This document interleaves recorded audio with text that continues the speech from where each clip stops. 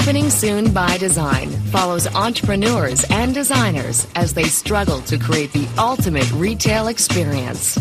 In this episode, a Roman luxury brand gets a new boss, a new attitude, and a new home. But Rome wasn't built in a day. It doesn't work? I don't know why the Fendi's not a little bit bigger. I don't want to hear it's not possible. And it's going to take more than prayers to meet the high expectations of the fashion world. It's more than a It's store. only the first step in realizing Michael's plan. He needs someone on site in Rome who will be motivated to get the job done. And no one's more motivated than architect Rosetta Borgia. She's new to Fendi, and this is her biggest job ever. Already, she's encountering problems. Well, actually, I was here trying to understand what was happening because there was a strange noise upstairs, and the compressor exploded, and I have this oil on my jacket, but at least it's not Fendi jacket.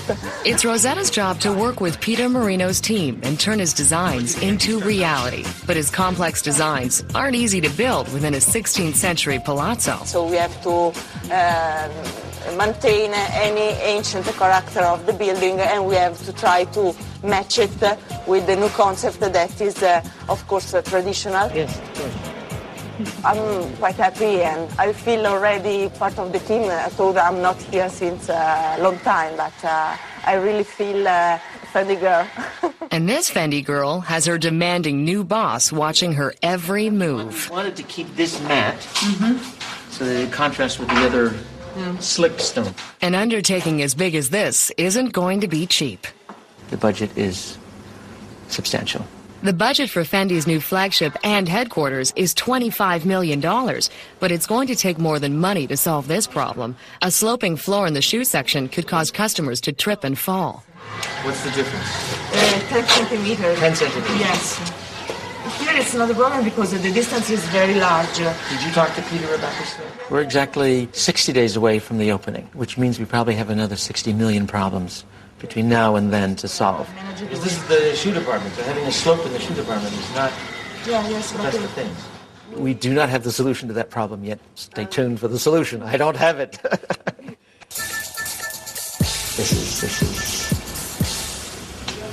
This is not good.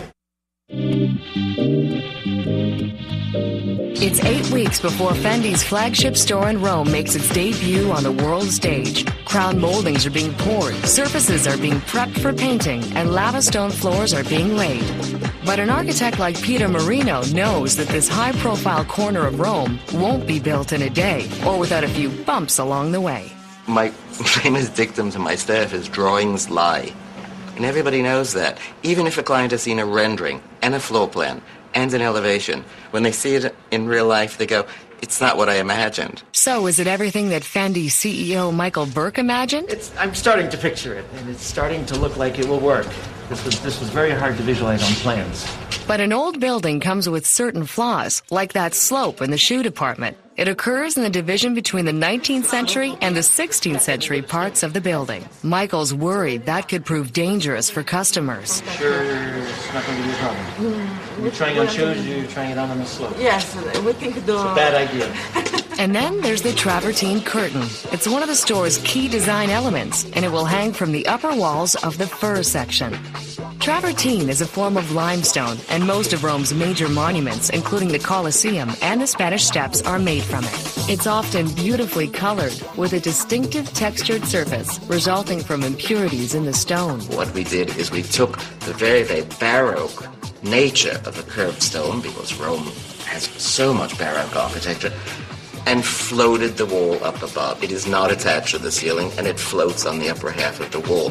It's meant to cover the rods from which the garments will hang, but at that height, it could prove hazardous for customers. The stone is hanging at a height that is exactly the height of your forehead. This is on. So how do Flying we to make New sure York that- to go over some last-minute issues with Peter.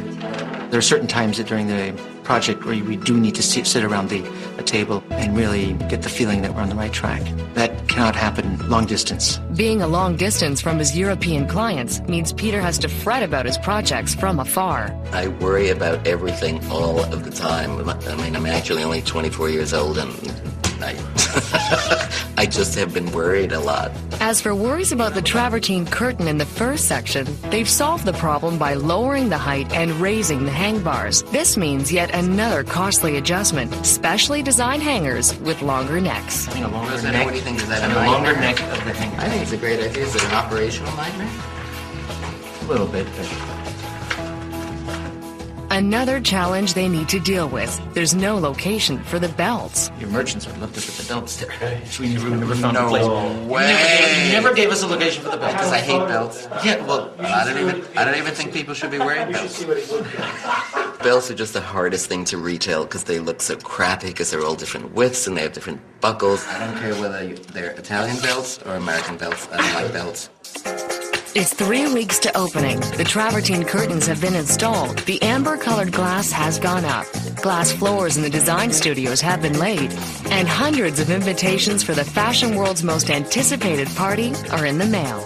But the pressure is on, and Rosetta's feeling the weight of it. Michael comes every day and he asks us, change this, change that. He's really perfectionist in this store and he wants the best. And the sloping floor in the shoe section? It hasn't improved with age or with shelves. In fact, the shelves have made the problem even worse. you have this 4-inch gap off the floor here on this side and only a 1-inch gap on the other side. That's not very elegant. Last-minute problems. We worked this well at least 10 times, and we didn't see this little detail. It's very visible. This is not good. It's terrible. It's like a pimple in the middle of your forehead. Opening day at Palazzo Fendi is 3 weeks away. The display cases in the sunglass section are being installed. The central stairwell has been finished.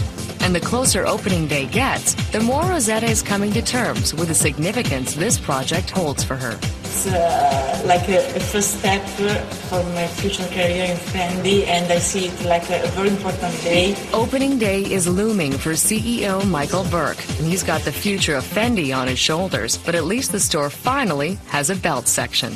Oh, that Peter tried to protect. I better sell a lot of belts.